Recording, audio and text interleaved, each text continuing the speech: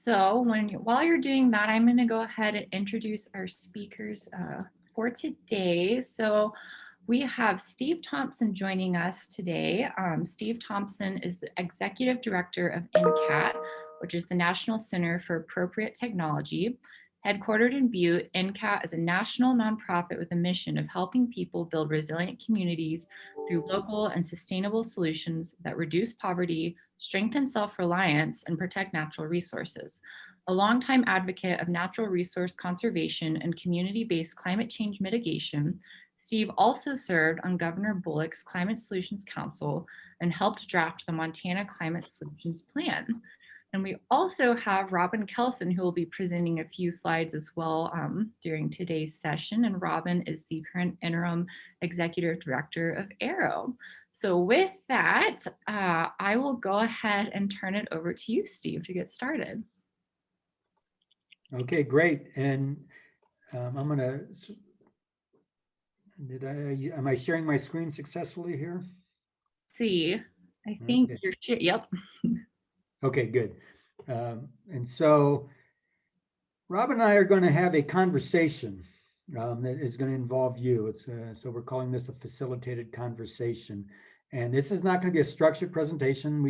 We both have slides or images that we may or may not share as the conversation comes around to these topics. And this is a small enough group that I think we'll keep it fairly informal. And what do you want to say, Robin, to get us started? Well, I think it's important to share that, the purpose of the conversation and the request from the group is to, provide your considerations, your thoughts, and your feedback on this request that's come forward from Steve, who is developing a concept paper for Resiliency Corps to submit January 3rd. And we're looking for feedback and support in terms of helping him develop the thought process for a needs assessment and how best to structure and present this concept for its success in Montana. Does that feel about right? Sounds good. So we'll have a call to action. We've got a SurveyMonkey needs assessment survey. It will provide that link. And we've got a draft concept paper. And if you actually want to dig in and provide feedback on that, you are more than welcome. We've got quite a few people that have agreed to be part of it, sort of an informal advisory committee. We'll get into the provenance of this concept paper and proposal to develop a Montana Resilience Corps through our conversation. But suffice it to say that it's part of the Montana Climate Solutions Plan, was to develop this, and we'll share sort of how this fits into the overall Climate Solutions Plan. And NCAT has taken the lead to try to conceptualize and engage partners in envisioning what we want, what the need is, who the partners might be, who might host a Resilience Corps member, and what it has to do with both the statewide and local climate solutions. So really there is a specific purpose here, is to get your input here. And specifically what we need for the concept paper is we need to really frame the need, identify partners and hosts, and then define the scope of mission for this. There are other AmeriCorps programs around the state, and there's some potential overlap. So we want to try to be as strategic as possible and not duplicate efforts, and instead add efforts. So I'll just jump in here and give us a context in terms of the definition that we're using for resilient, and some elements of resiliency that might be useful to keep in mind as we start to explore ways to increase capacity within communities in the state of Montana for increasing resiliency. So let's see, can I share if he's also sharing? I don't think so. I think that only one person, at a time can share. Here I go, Mike. Whoop.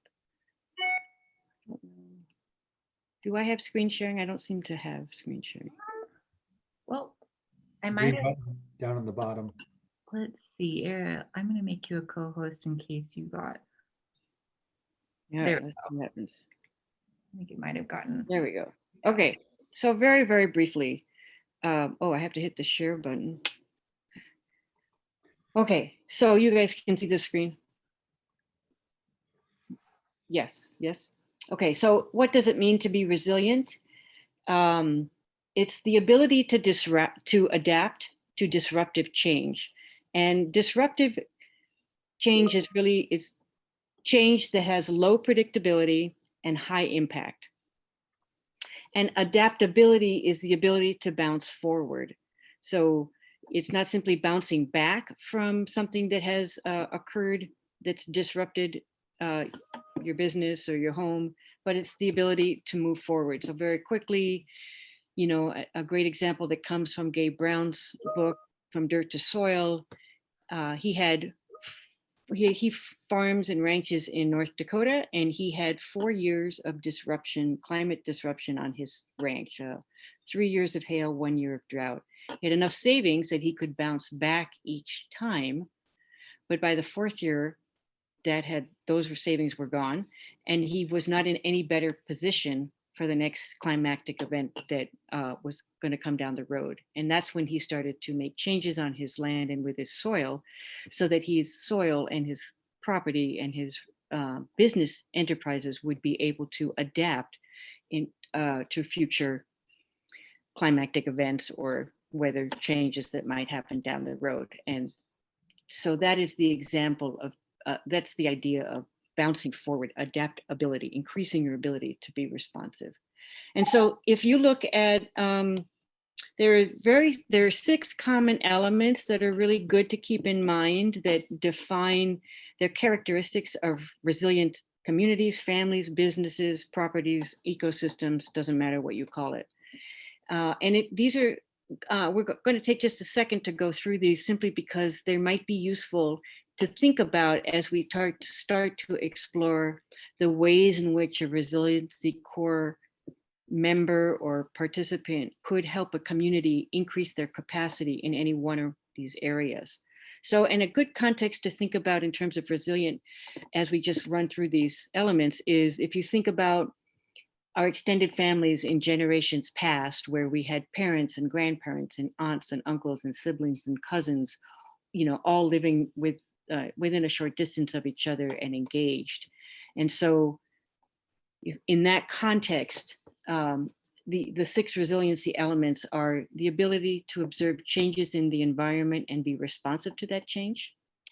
The ability to act as agents for a common good. So problem solving doesn't all have to go up, you know, one flagpole to resolve it. Redundancy in number and in variety. So, you know, parenting comes in the form of parents, grandparents, aunts, uncles, older brothers and sisters. Networks, it's the fastest way to transmit information and change. Collaboration is required. And the ability to lean into what works, always following the yes and understanding that adaptability means continual learning. So those are just the 6 elements, and I'm going to toss it back to Steve.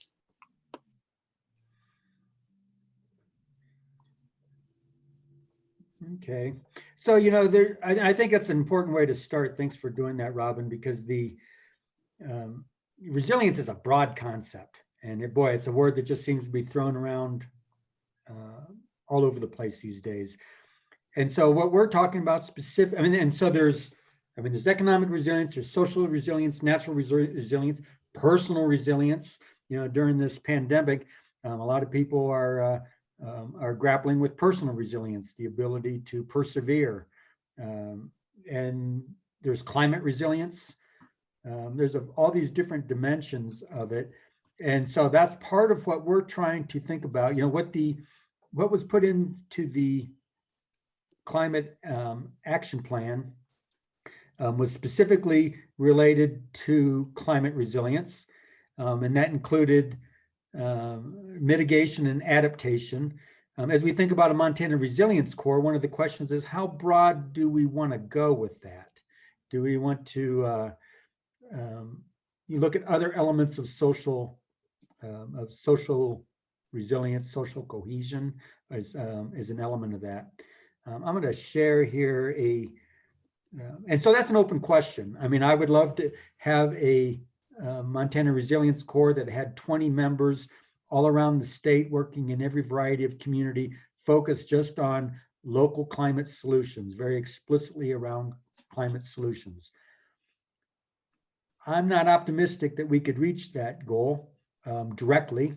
The communities that have the political will and the local leadership and the local capacity to address climate adaptation, resilience, mitigation head on have pretty much done that. And my organization helped quite a few communities do that through our Energy Corps program. And Energy Corps is a direct service AmeriCorps program that is intended to provide direct support to targeted constituencies and primarily vulnerable and low income folks.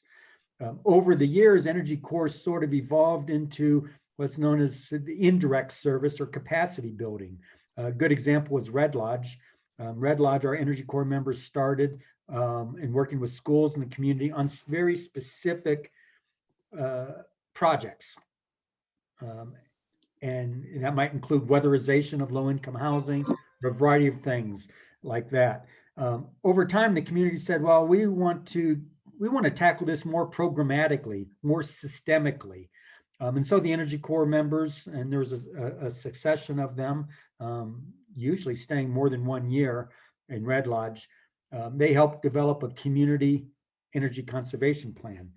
That really moves into the direction of of capacity building, which is a different AmeriCorps program known as VISTA. So that's, ideally we would have VISTA members around the state helping communities focus just on climate. However, that may not be the best way in a lot of, particularly in some of our rural and conservative communities. Maybe they're interested in a particular focus, such as flooding, recurrent flooding, and how do we deal with the floodplain management issues. It could be a community that's particularly interested in local food systems and developing the capacity of the community and households to grow their own food, to purchase food from local producers, to learn once again how to grow and how to cook food and produce and to process it. So food resilience is, I would think, a component of climate resilience, but it's not a head-on, we're going to do a climate resilience plan, such as Missoula County's done. An energy conservation plan. You can focus on energy conservation as a cost savings strategy and not even use the word climate. And what I found, like Red Lodge is a good example, they didn't start out by talking about climate. I mean, they talked about saving money and being a little more self-reliant as a community in terms of not needing all these external inputs, coal-fired electricity, or they tried to reduce their overall energy footprint. And over time, by having that conversation, they started more explicitly talking about climate. So maybe the indirect approach of talking about resilient communities or climate resilience, maybe the indirect way is the best way to do it. I'm going to share a definition from the Kresge Foundation. This is the definition I like to use, and it really gets into what Robin was saying about bouncing forward. Traditionally, a lot of the resilience field is sort of focusing on bouncing back. That you have a disruption, and a resilient community has got the ability to stand back up and get back to where it was. And that's sort of a traditional notion of resilience, is bouncing back. The idea of bouncing forward is not just sort of reacting to a disruption, but to anticipate it. So, going back to what Robin said about low predictability, high impact, a community that bounces forward anticipates likely or potential problems. we're more likely than we used to have big wildfire seasons and to have wildfire smoke invade our valleys in Montana. That's not really unexpected. It was unexpected, 20 years ago, but now if we apply science and go through, do vulnerability assessments and go through a process, we can anticipate that. So we can reduce that low predictability side, and at the other end of it, we can reduce the high impact side by preparing in advance once we are not just subject to what happens randomly, but that we recognize there's patterns and there's trends, and particularly with climate change, that certain trends and patterns related to weather patterns or extreme weather events are likely to increase and accelerate. We can reduce the impact of those by preparing. This definition from the Kresge Foundation embraces this idea of bouncing forward. So the first definition is, the first bullet there is pretty standard for the resilience field. The second one, I think, is something I think is important for the definition of a resilient community, but is not often part of the standard definition. And that is, we need to make the green or the clean energy transition. We need to reduce our overall demand for energy, and we need to switch to renewable energy sources. Well, why is that part of resilience? Well, there's a variety of ways, and we could talk about it. Maybe even, that would be worth having y'all can provide some input into that.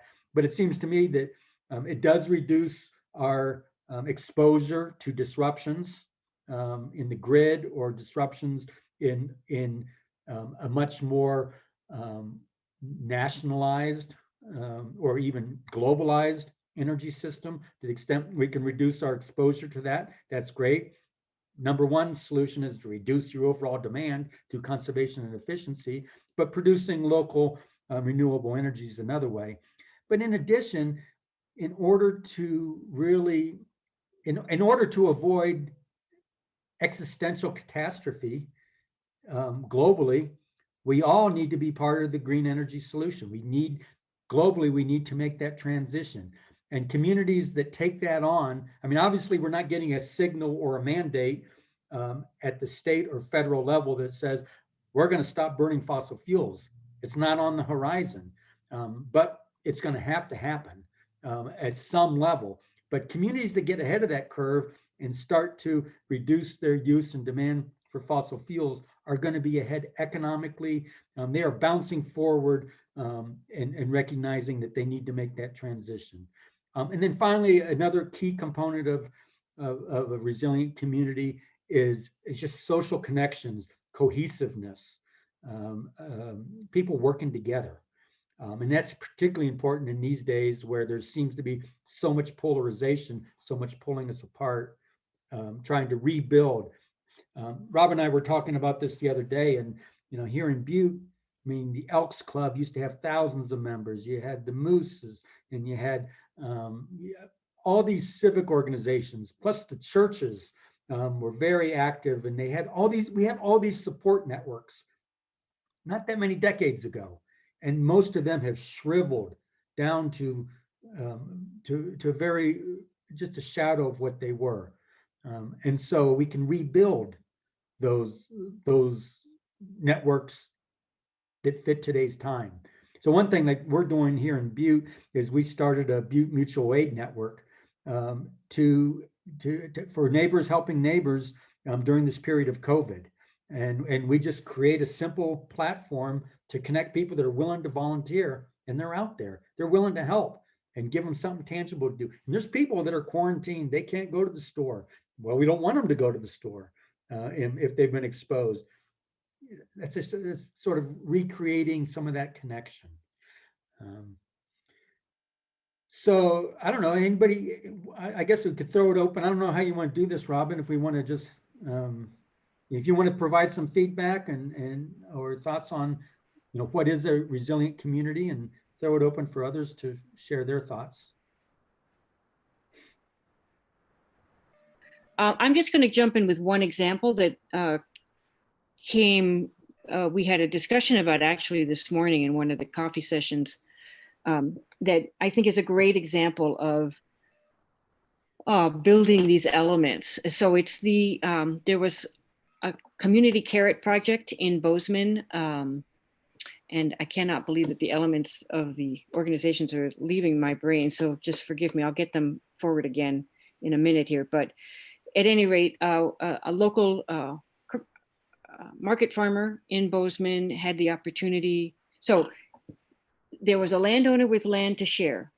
There were community farmers with an interest in growing extra food for the community. There is a community food distribution center in the form of a local food bank that was willing to work with the farmer and the landowner. And so the farmers took it upon themselves to seed the 2 acres with carrot seed and take care of the growing and the watering of those 2 acres for the summer. They worked with the food bank to find volunteers, and over the course of a week, over 200 volunteers showed up in shifts, 3-hour shifts of 30 to 40 people at a time, to harvest 30,000 pounds of carrots that are now being washed and processed and distributed. 1/3 of those, so 10,000 pounds, are going straight to the food bank. 1/3 are going to for a discounted sale price to a processor, and 1/3 are going to be sold at full price or close to it to help raise funds to support moving this project forward. Fabulous and amazing as all that is, one of the most powerful pieces of it was the impact to the volunteers who came and harvested those carrots, and their capacity, their ability, particularly post-COVID, to spend time just having conversations with other people while they have their hands in the ground and make that connection. And so it's a demonstration of building networks, building agents, all those people, the farmer, the landowner, the food bank, and I guarantee you every single one of those volunteers is an agent for common good now. They're all working for a good, which is to provide food for the community, but they're not all, didn't have to go to one central place to get figured out. And just the positive experience for the volunteers and the farmers and the food bank members it's really quite extraordinary to hear. And it's a model that could be replicated easily in other communities.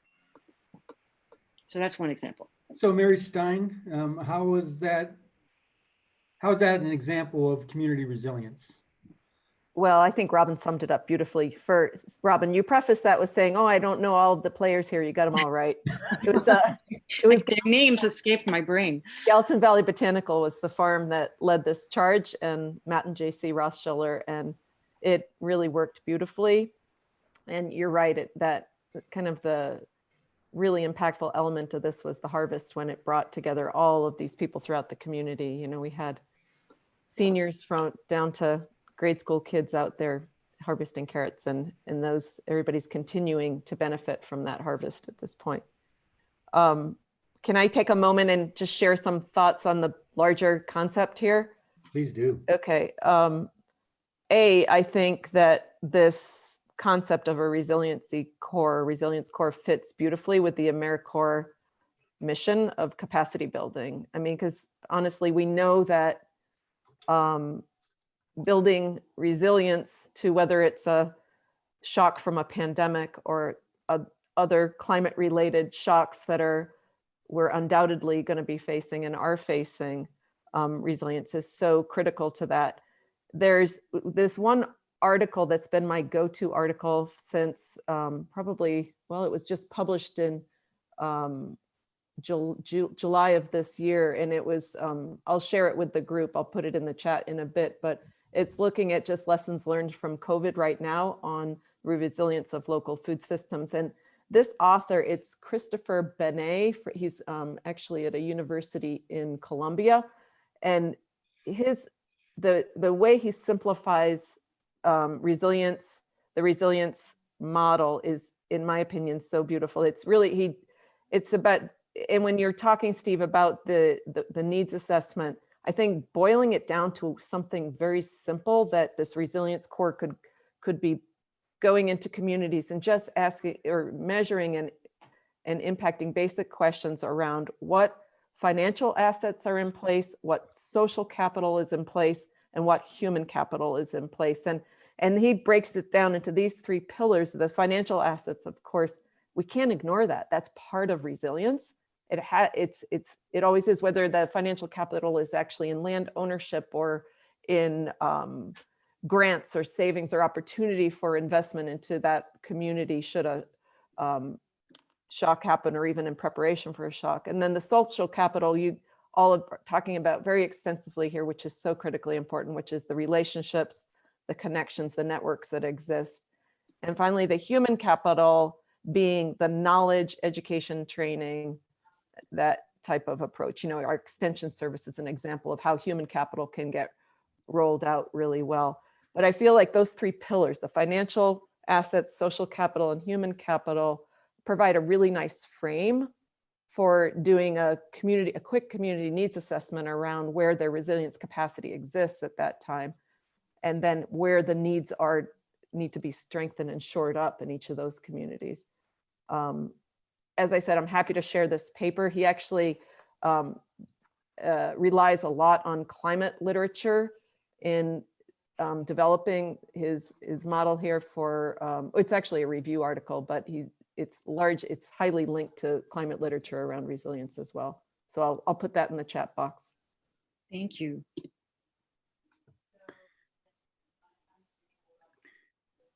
Hey, Mark. Hey, Steve. I've got lots of thoughts. You know, one thing I guess that occurs to me, and I don't want to minimize the current situation we are in, but COVID is kind of a dry run for the climate crisis, and a dry run in the sense that I'm hoping someday it'll be over, whereas the climate crisis, of course, is not. And I think that there are a lot of things that we can learn from, you know, what we're seeing now. And one is, of course, the fragility of our economic system, our current economic system here, at least in the United States, if not globally.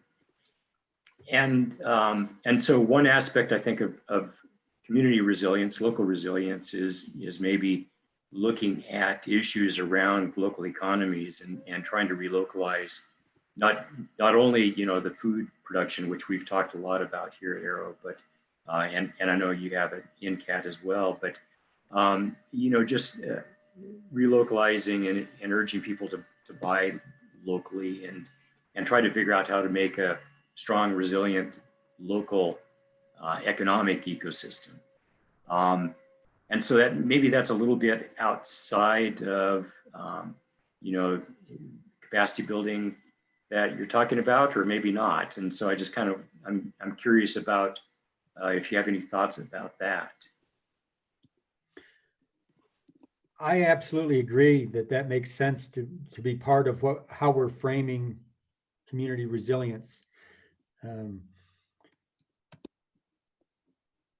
know, and I like the idea that, you know, thinking of the COVID crisis as a dry run, and that's very true.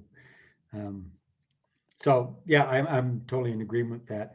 You know, with Mary, what Mary was saying, you know, one thing that we're working on, I'll share a screen here of one thing we're trying to finalize here in the last few weeks of December is a Montana resilience framework for communities. And this is a project was started a couple years ago by the Montana Department of Commerce, and they held summits around the state. They did a statewide survey focused on community resilience. And then as we were going through the governor's, you know, the Climate Solutions Council, several of us said, well, whatever happened to that? And basically there's a huge amount of work that went into this state level community resilience framework, as well as a framework, sort of a step-by-step process for communities to think about resilience. And so Commerce basically said, we don't have the capacity to wrap this up. And so all this work that went into it was just not going to ever surface. And so we've sort of tried to rescue it. And so I have a former Energy Corps member who's now an intern that's is taking the lead to try to to wrap that up. And we want to get it out before the Bullock administration leaves. I'm hopeful that it does see the light of day. I'll share the screen on it. But my point is that my goal would be to, to place members in communities that would be interested in developing an overall resilience plan, and to actually follow this guide to do that mapping of economic, human, social assets, to go through that whole process. Some communities might not be there. They may think that's it's too abstract, or it's not not tangible enough. It's too political. I don't know how it would be received in all communities. And so that's part of the process we're thinking through is, okay, well, if a community doesn't want to go through a process such as Missoula County has just finalized in terms of doing a county level resilience plan, and maybe similar to what Bozeman has gone through, if they don't want to do that, that's sort of the gold standard. But how else can we begin that conversation? And maybe we focus just on the food system, or we focus just on energy, or we focus on relocalizing our economy. Maybe, that's, or maybe we're revising our growth policy. The county's revising the growth policy. How do we incorporate resilience into a county growth policy? That's sort of what we're wrestling with. But this Montana Resilience Framework for Communities is really intended to be a step-by-step process for a community to develop its own standalone resilience plan. This is not as detailed and comprehensive as like the GEOS Institute and their Climate Ready Communities program, which is the template or the process that Missoula County used. Great process. But I think that works in Missoula and maybe a couple other communities around the state. But it may not work in Great Falls or Havre or Dillon. And so how do we meet folks where they are, and start to at least begin to have that dialogue? That's a question that is in my mind. Are you able to see this table of contents? Is that okay?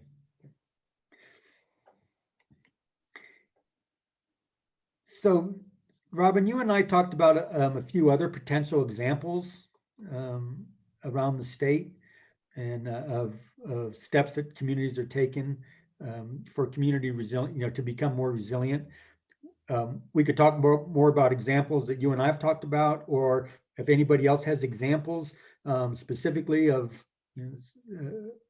that happening. That, I guess this would be a good time to put those out on the table.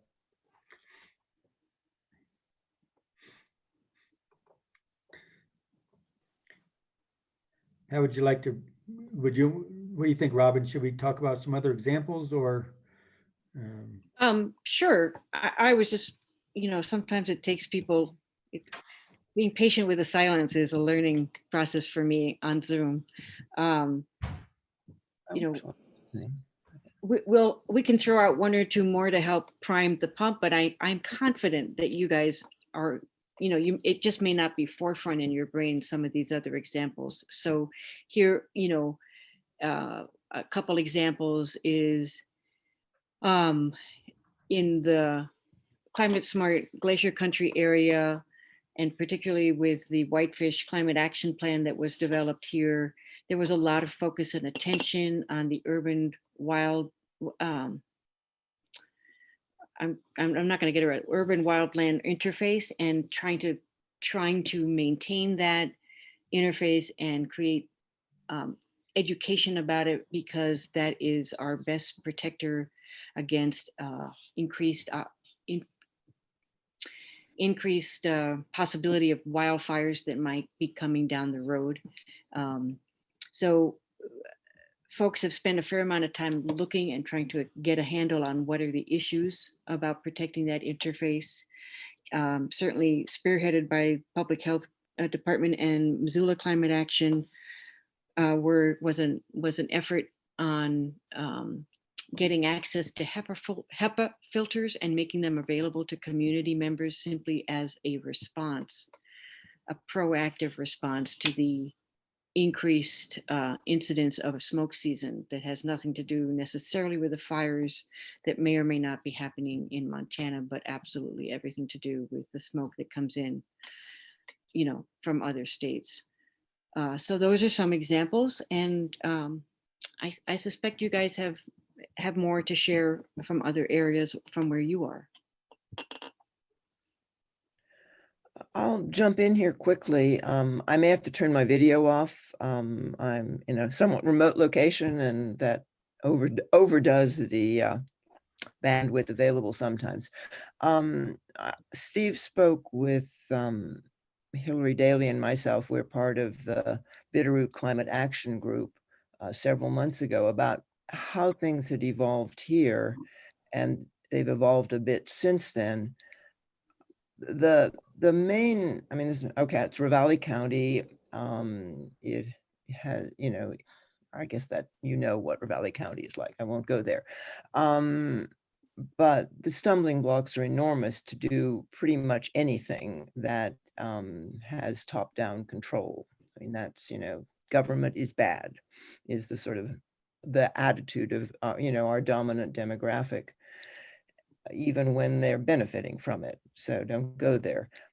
But the you know, there was a group of people who were interested, and we formed the Climate Action Group. It has very specific mission statement about community involvement and community benefit, and it can be either adaptation or mitigation, but it has to have a kind of a local aspect. And with the help of some pretty amazing members of the group, we now have almost finished a climate action plan. We drew a lot on Missoula because their data is similar to ours, that will hopefully be incorporated by the city of Hamilton. I mean, we know that with our current county commissioners, it's going to be an uphill battle beyond what we can really take on. We're a small number of people, a small number of volunteers with time and energy, and we get burnt out pretty quickly. Those are just the realities. So I think the health issue is important to one of our members on the board or the steering committee, and food is another one. Climate just is a non-starter, quite honestly, as a direct attack mode. Even energy self-sufficiency almost isn't a non-starter, quite honestly, except the already converted choir. So I think that represents just a reality for many communities.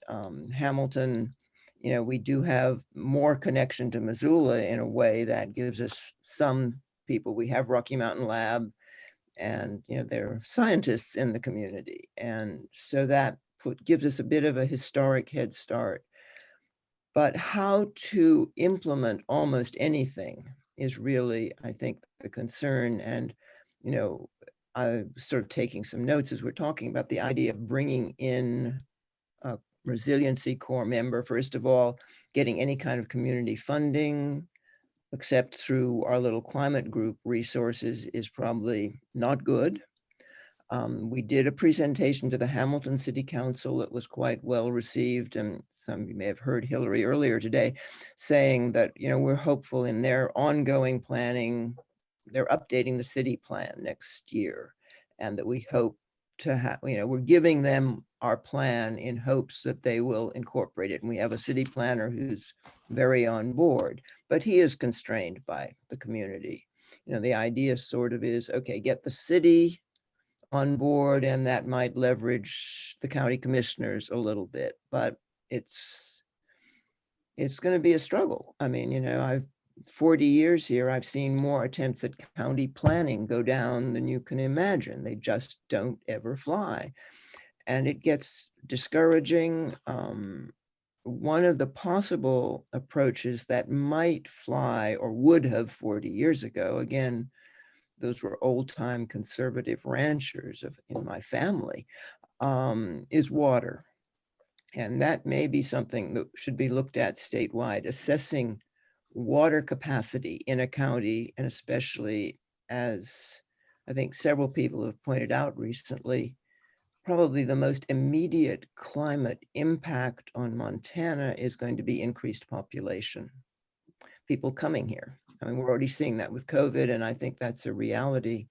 And that may be, I mean, if we could somehow get someone who would just do and most of the data may be there, what the county can sustain in terms of population, how we can maintain our food supply. You know, I think I'll stop there, but that's I think a reality check on, and maybe I'm pessimistic. I'm old and I've been through a number of battles, but that's where I see our situation. Well, Laura, thank you, because I think that was a good sort of rundown of what works and what doesn't work in a conservative community. And I think, like what you said about water, that could be a great hook. And like in Whitefish, so I moved to Butte from Whitefish a little more than 2 years ago, and was the project manager on the Whitefish Climate Action Plan. And when I would go talk to the Chamber of Commerce or the Rotary Club, fortunately, we had the city council on board. So, Whitefish was sort of in the league with, Bozeman and Missoula and Helena, in willing to take this on head on. But that doesn't necessarily mean the Chamber of Commerce or the Rotary Club was really very comfortable about talking about climate change. We would talk about climate change when we met with them, but what they really gravitated to in the connection, the connective link there, is like Robin was saying, was wildfire. And even then, we didn't really necessarily focus on government controls, but more maybe the government can help facilitate. So, with this big wildland urban interface, which is some of the cities with some of the cities in there, but a lot of it's outside of the city. How can we facilitate cross ownership collaboration? Because mega fires does not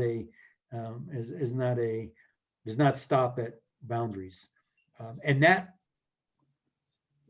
was something that they wanted to talk about, because nobody was in denial that we have more wildfire, we have more wildfire smoke. I think what you said about and I've been thinking about this, and we talked about this a little bit when we had our conversation a few months ago, and I think it was Stevensville that was even starting to take a step to actually look at a climate plan focused exclusively on climate refugees. This idea of people moving to Montana, and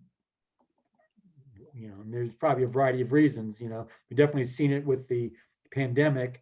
I think there's a fair amount of white flight going on, that people choose to move to Montana. But there's also some people that it's too friggin' hot in Texas anymore, or it's burning up.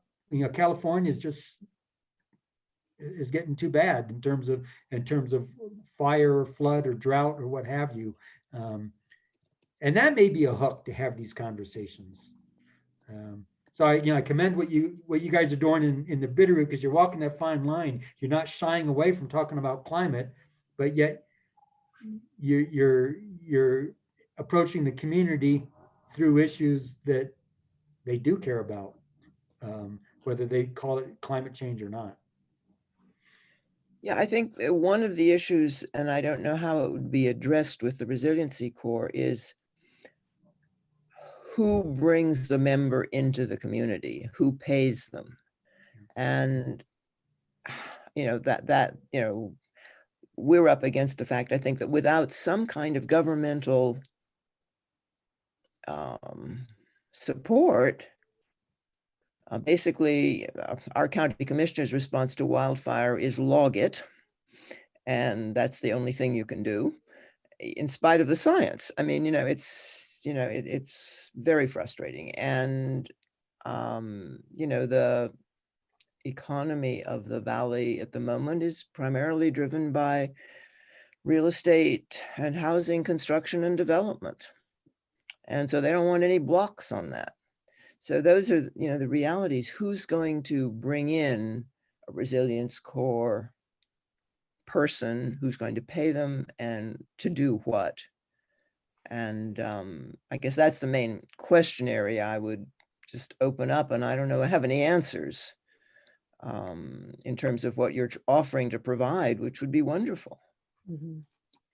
I know that for in climate smart, in the Flathead area, the Glacier Country area, we were able to co-fund our Energy Corps members, because we had access to them for a couple of years one was through the school district and one was through the city. And I hear you, Laura, that those avenues may not be available to you, but I'm curious if there are other avenues.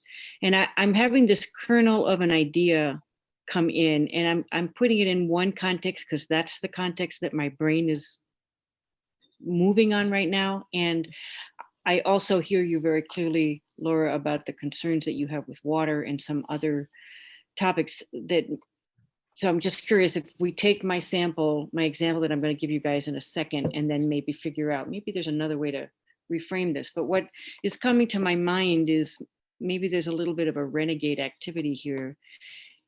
In the example of the carrot community harvest, for example, to me, that is a no-brainer. I can't imagine a community on the planet that would say no to something like that, right? Everybody says yes to that. So if, just as an example, something like that is a yes for everyone, is the project that gets presented as, here's what's possible, and we need funding from sources to help make that happen. Probably those sources could come in. And then maybe using, for example, in the carrot harvest, there's a lot of washing of the carrots that has to happen. And what if, as an example, perhaps we could use solar powered means to wash the carrots, or save the water and use the gray water, some kind of conservation water piece here, so that as volunteers and members of the community who normally might, resist anything related to renewable energy or conservation, but see it in a context where they're open-minded and open-hearted, it might create space for just shifting thinking. So anyways, that's the kernel of the idea that was coming forward from this conversation. And I'm curious if maybe there might be another example, a project example, that maybe that's the way to go, is think of project examples where it's a feel-good project and benefits the community, but gives a way into some of the other areas of conversation that are important for your community.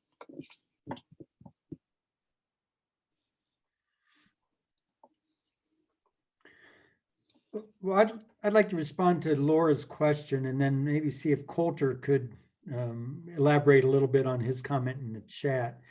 So Laura, in terms of who pays for it, that's a really important question, and I've been thinking about that. It's a fairly low bar. And so what we did with Energy Corps, I think we required an $11,000 match for a year-round Energy Corps member, which really, like the city of Whitefish said, oh, that's such a great deal. And it was a great deal. But if you don't have the city or the school district to fund it, your group coming up with 11,000 is tough.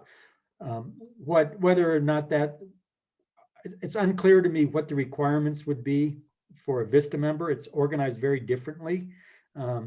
And, given the small amount of money that we're talking about, to have such a boost in capacity, I think there's the potential to get some foundations or some philanthropic funding to help cover it. At the same time, I think it's important for local communities or local hosts or local partners to have some skin in the game. And I think that should be, my goal would be for that to be flexible to meet the needs of the community, and meet them where, what's possible, and not let cost be a barrier, but also to say there has to be some local skin in the game, or or maybe the whole thing will be taken for granted and not taken very seriously. So, but your point's really an important one, and it's on my mind. So thanks for flagging that.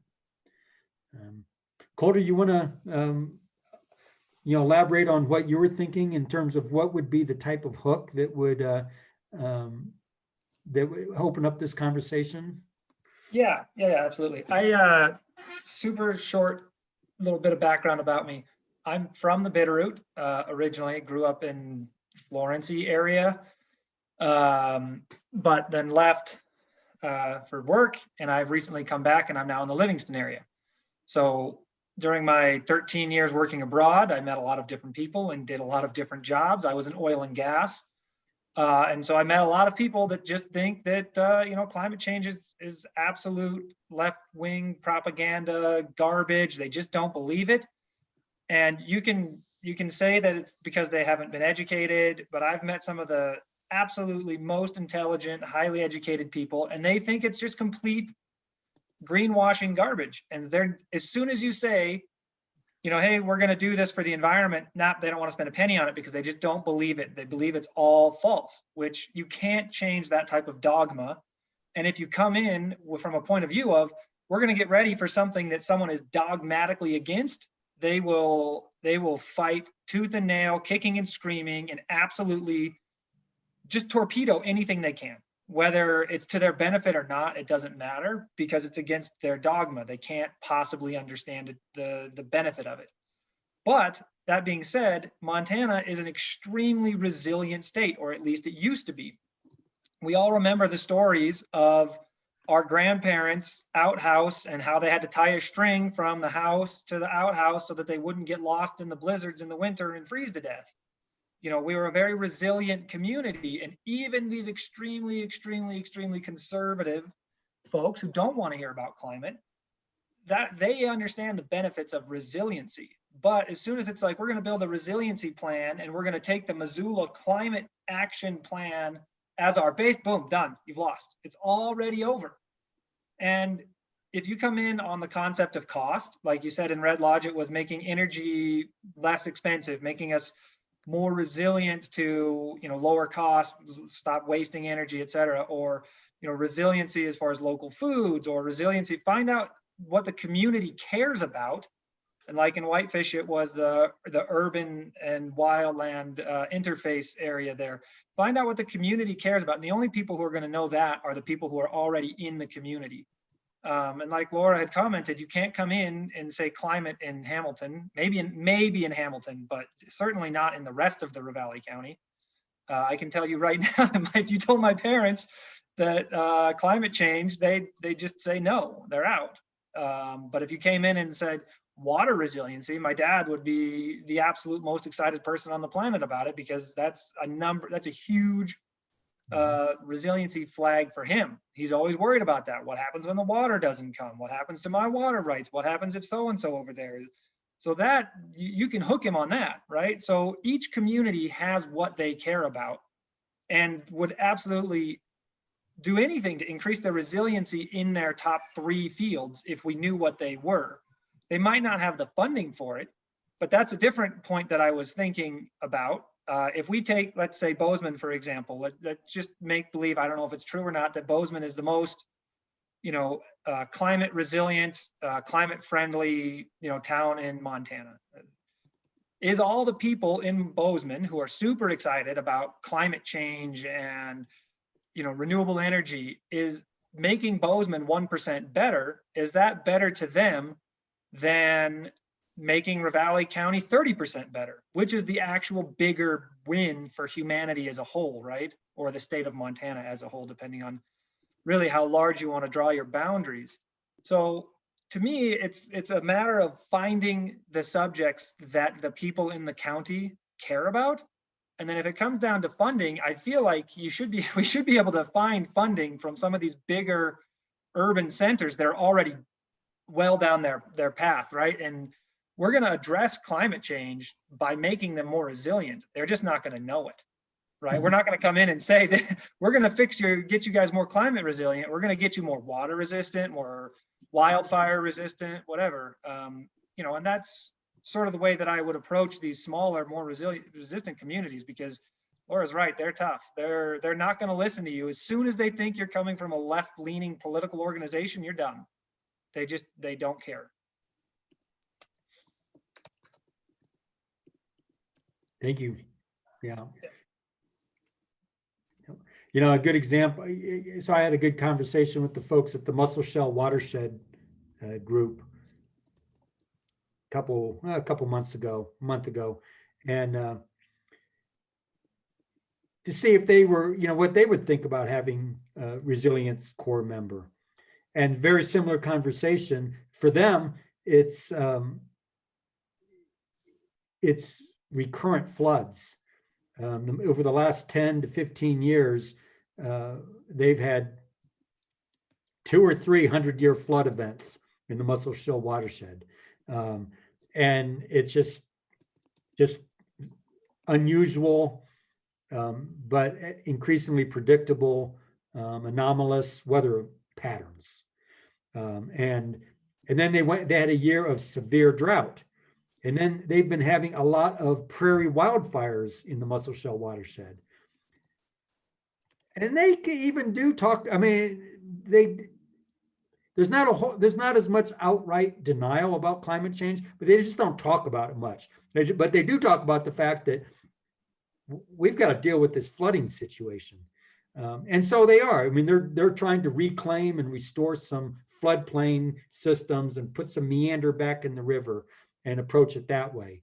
And they had a Big Sky Watershed member who developed a story map, an Esri story map that talked about climate change near the end, but focused in on what that watershed group was focused on, which is what are we going to do about these floods, and sort of brought in at the end. And so Laura, who's the coordinator there, when she was talking to her steering committee and the members of the community, I mean, this is a really nice presentation about, for both internal education and external outreach, about the challenges they're facing and what they're trying to address.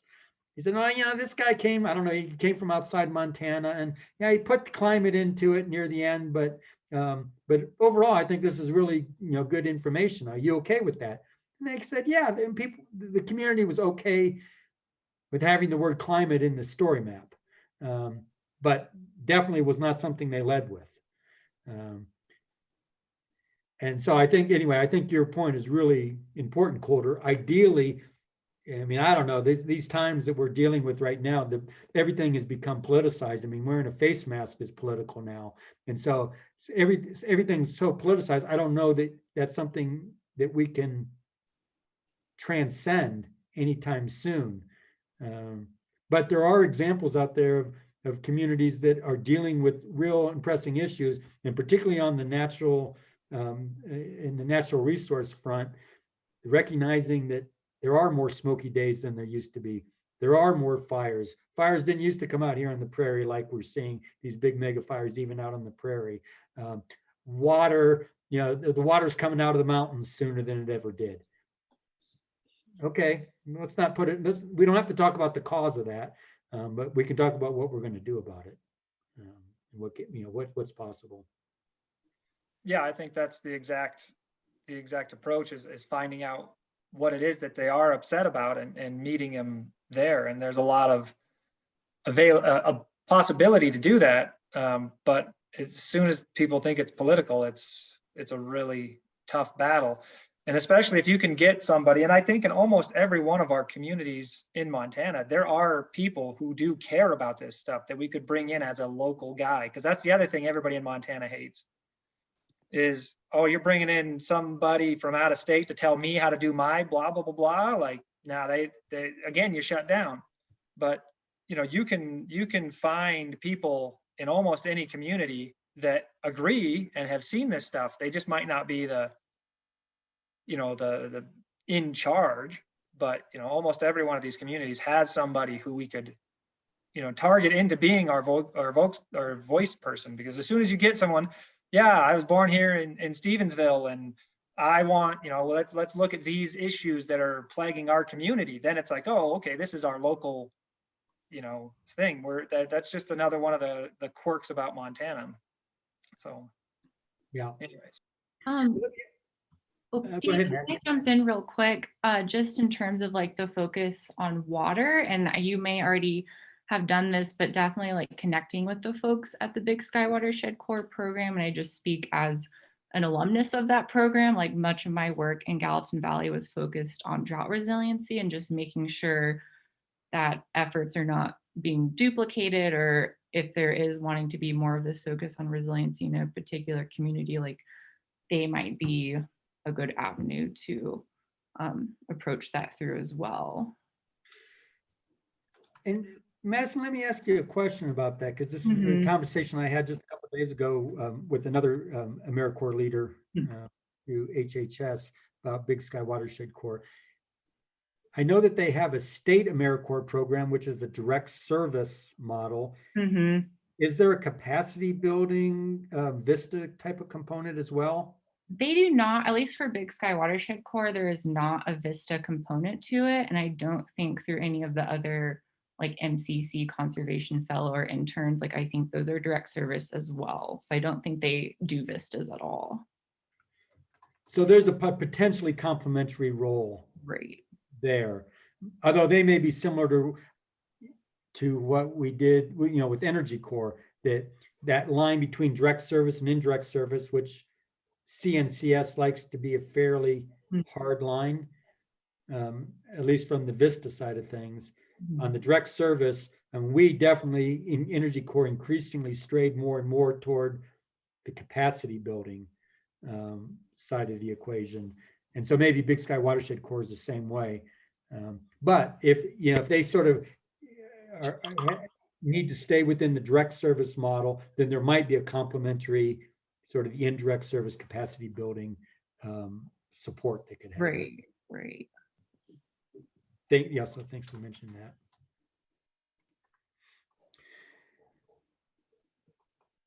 So we have some folks online here who haven't said anything. We just want to encourage you or welcome Rob or Drew or Aaron to pipe up if there's anything you'd like to say. So Steve, a couple of things. One, I totally agree with Coulter, and I think we all agree with that. Once you say climate, coming from a physician standpoint, it's kind of like saying cancer. Anything you say after that is irrelevant. But there's also nothing in the sustainability climate realm that can't be can't be approached from another way to the benefit of everybody, whether it's food security or just the dollars and cents of things. They all start to add up very quickly if we can just find that approach.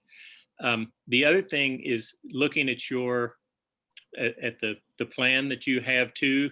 I know you want to get it out while Governor Bullock's still in office. The C2H2 report that was just released overlaps that very nicely with checklists and things in there. I mean, it's too late to implement it in there, but just so you know, there's some supporting report that will feed into that very nicely along those lines. And the last question, or related to what Laura said, is $11,000 is a huge commitment from a lot of our communities, including the one where I live in Hardin. But thinking about getting a foundation or others, do you think that's something that NCAT can do, or would that be more helpful as some other organization outside of NCAT, since you may be overseeing the VISTA program itself, depending on how this plays out? I think it could go either way, Rob. In fact, we did subsidize some of the host sites through Energy Corps, and we raised funding to help cover that. So I know the VISTA model is a little bit different. But with the Energy Corps, we were required to provide a 50-50 match. So we had to come up with 50% of the cost, most of which we got from the host communities. And that included our own administrative coordination, HR, insurance, all of that. That was the overall budget, as well as the stipends for the AmeriCorps members. And if we could raise some funding, then that would help us meet the match that we wouldn't have to impose on communities. And there were some hosts that we really cut them a break, just because otherwise they wouldn't have been able to do it. And that's, so bigger foundations could do that. Maybe smaller community foundations could support just a local organization such as Laura's organization to help put some skin in the game. If Rob, if you could send me specifically what you think would dovetail nicely with this Montana Resilience Framework, that would be helpful. Okay, we'll get it to you.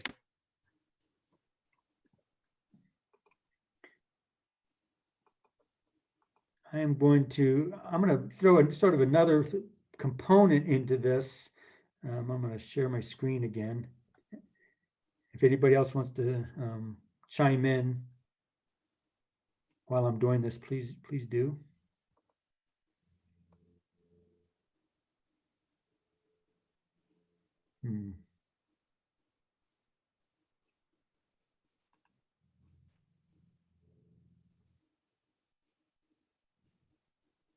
I'm trying to share and I'm not finding my screen I want to share. Here we go. Let's try this.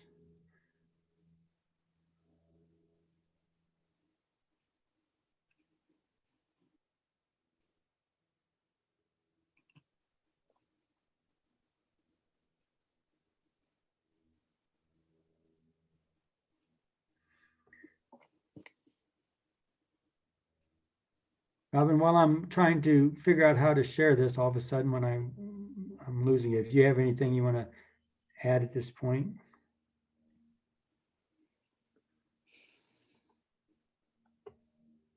Well,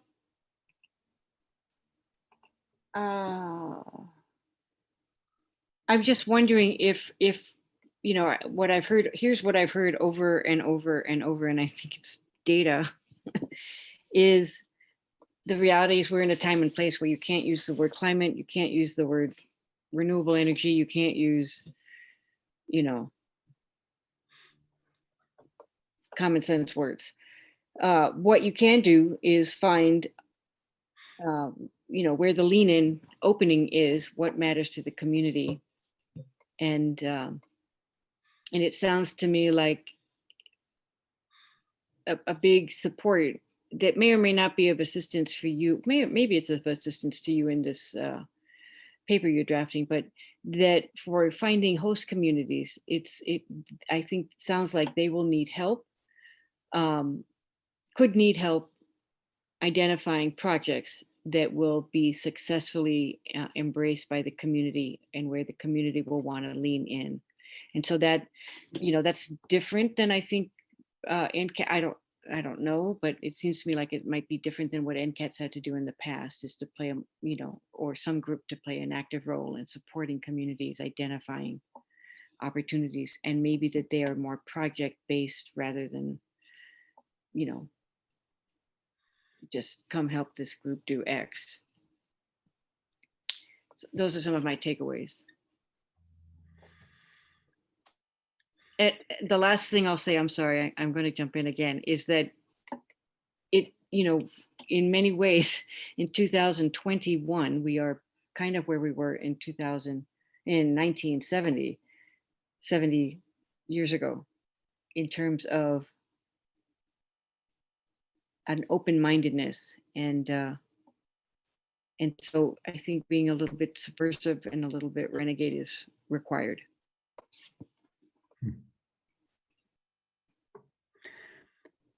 Well, are you able to see the map of Montana I've put on the screen? Is that sharing okay? Okay, so I just wanted to talk about this one a little bit, because ultimately I think it's, whether people are comfortable using the word climate or environment, I think that Montana's future depends upon looking forward in one form or another. And economically, that's a common denominator for all Montanans. This is an image from the Montana Climate Solutions Plan. And one of Governor Bullock's priorities was the idea of community transition. And generally that's focused, those conversations are all oftentimes focused on Colstrip, because Colstrip's customers don't want what Colstrip produces anymore, which is coal-fired electricity. And I know there's been lawsuits against Washington and Oregon and screaming and yelling about the customer is wrong. We want you to use our coal-fired power, but it's not happening. They're bigger and more powerful than us. And if they say they don't want our coal and our coal power, then they're not going to buy it. And that's what's happening right now. And so, so you think about the 5 stages of grief, and it starts with denial, and then it goes into anger. And I don't remember what the 5 stages of grieving are, bit by bit, but eventually, it goes to negotiation and eventually gets to acceptance and thinking about what are we going to, moving forward. And so given that charge from the governor of how do we help facilitate an emerging economy rather than crying about an economy that was in the past that's slipping away. And particularly this was related to the conversation was sparked by coal, but it led to a broader conversations. And so where we ended was this idea of developing regional innovation clusters. And so for Northwest Montana, mass timber and wood products, there's been the timber wars in the past in Northwest Montana. Well, not just Northwest Montana. How can we find some common ground on this that builds upon a traditional industry and finds a climate solution within that also can be an economic development driver? Similar conversations were had with each of these innovation clusters. Here in Butte, a lot of conversation about a very ambitious hydrogen gas scheme by Mitsubishi Hitachi, an international corporation that's looking to develop a hydrogen economy that's tied in with, of all things, toxic water from the Berkeley pit. And so that was one of our examples as a possible innovation cluster tied in with a hydrogen economy. Boy, everybody's all ears in Butte, not because this could be a climate solution, is because this could lead to jobs. This could lead to economic development. The Northern Plains, up in the northeast corner, the Northern Plains Precision Agriculture and Soil Carbon Innovation Cluster concept is working in the agricultural sector to create more resilient agriculture through innovations in soil health practices that help retain water, as well as maybe try to tap into the emerging markets that are developing for soil carbon markets. Major investors and companies are starting to throw down for carbon reduction through different land use practices. So anyway, I just wanted to throw this in there. This is another approach that we took through the council of meeting people where they are, and jobs and economic development is a constant theme throughout the state.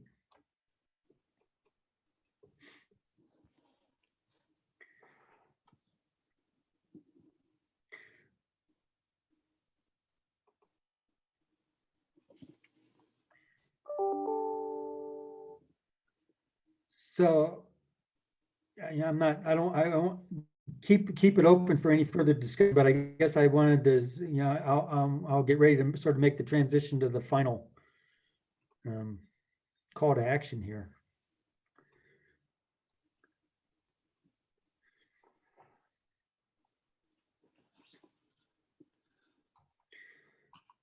Okay, I'm going to put into the chat a link for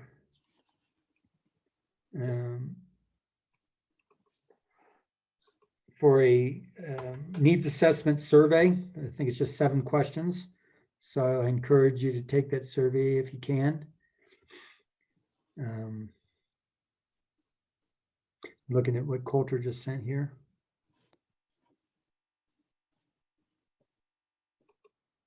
You want to elaborate on that at all, Coulter? I mean, not super, but I just, Montana's had so many big industries back in our history that everyone's so proud of that have, you know, evaporated and changed. And you can look at the communities who, you know, tried to pivot with the change versus the ones who sat and said, we're going to keep doing this. And the ones, some of the communities that have reinvested in themselves and pivoted have come out quite nicely. I mean, if you look at Phillipsburg, it's a mining town. There's nothing else there but mining back in the day. And now they've got a nice little tourism economy and they've really nicened up their downtown. If they'd have hung on to mining forever, they'd be nowhere. So communities like Colstrip can cry about people not buying coal, or they can try to pivot into something else.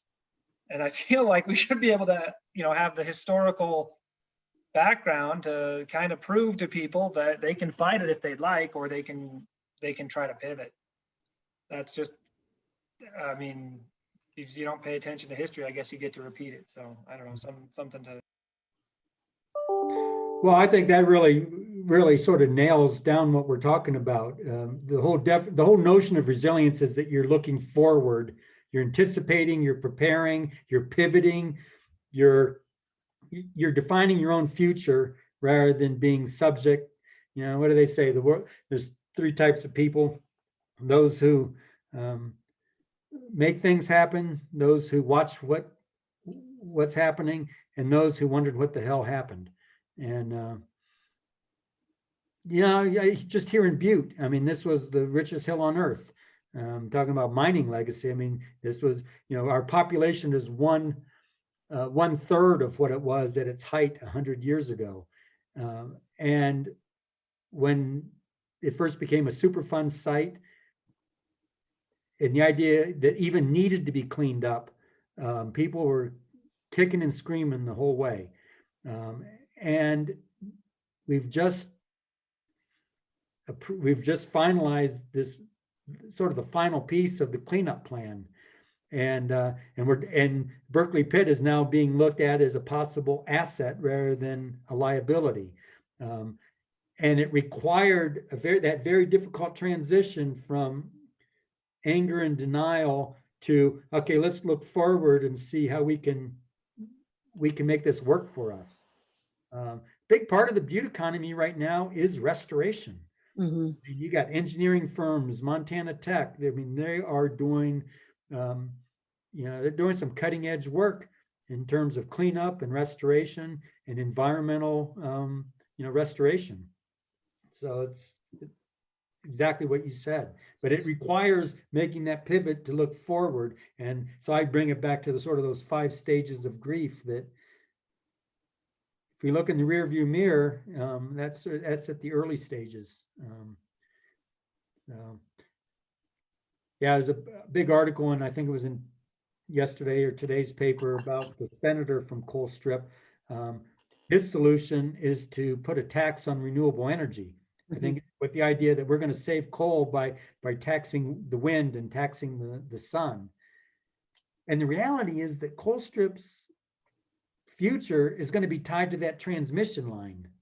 And there's, you know, if you try to spite renewable energy because you don't like those people in Washington and Oregon that are taking away our coal economy, that's going to make, you're going to lose that transmission line. And that doesn't help anybody. Steve, I'm looking at this survey and I'm curious if, you know, given today's conversation and the dialogue that we've been having, if it would be, you know, helpful to change some of the language so that it's less, maybe buzzword heavy in terms of resiliency or climate or anything, but maybe more inviting them to actually like list, what are 3 topic areas, that are important to, that are central to your community's health or something like, I don't know, but that, identifies, as Poulter was saying, those 3 key elements for your community, and maybe, where you would, something about, where would it be helpful, where is your community having difficulty, and where would you might have assistance could be provided to help you pivot or find alternatives or think, something that effectively is communicating this bounce forward concept in a language that people can hear. And so I'm just wondering if that might be of value looking at this survey. I guess one thought I have, Robin, is that this survey is not, this survey is not oriented toward, members of a community, for example, that it's not strategically worded to try to bring people along. I mean, it's oriented toward really trying to capture what we want to pitch to CNCS. Okay. And it may prove to not be a good strategy to tie it in with, I mean, the whole genesis of this was the Climate Solutions Plan. And, we're trying to broaden it out from there. And I'm not sure at this point that we can sort of go back and sort of erase that connection. But I think, but in terms of specific community work, going back to your earlier point, trying to help communities or host organizations identify where this VISTA program could do exactly what you and Coulter are talking about there, is to just focus in on what people care about locally, whether it's challenges or opportunities. I think that happens once we get the program established. So that's an incomplete and semi-coherent response. And I guess I'll leave there because I don't want to go back and think, maybe we should have done this different from the beginning. No, that's fine. That's fine. That's fine. That's great information. Thanks.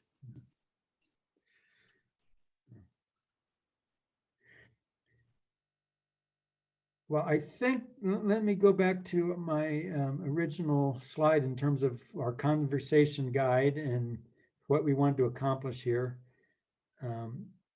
For me, it was to try to help identify need, partners, hosts, scope of mission, and I think we've addressed that. This has been helpful to me. And the conversation guide, we've talked about each of those things.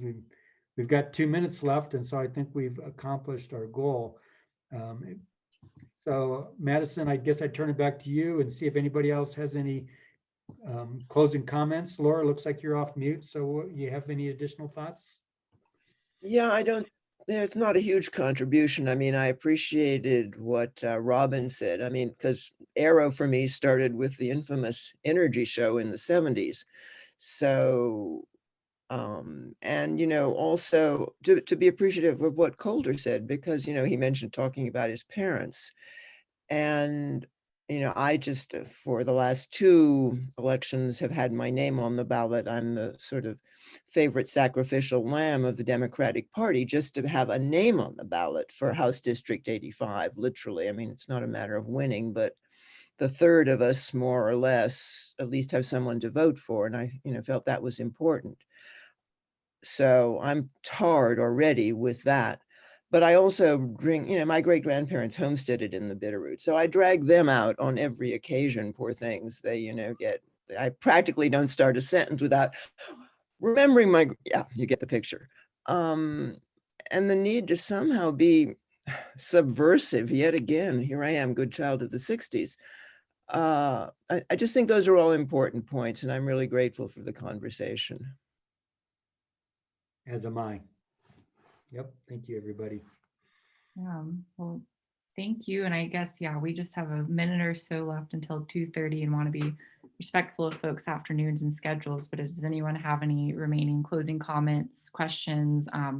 Steve put the link to the survey in the chat, and also, yeah, the draft concept paper as well. So you can find those there. And then Robin, I'm assuming, or maybe those links will be posted with the recording at, as well. So this whole session, yeah, will be on the AERO website. Additionally, if you want to revisit or share with anyone, but I will silence myself if there are any final comments.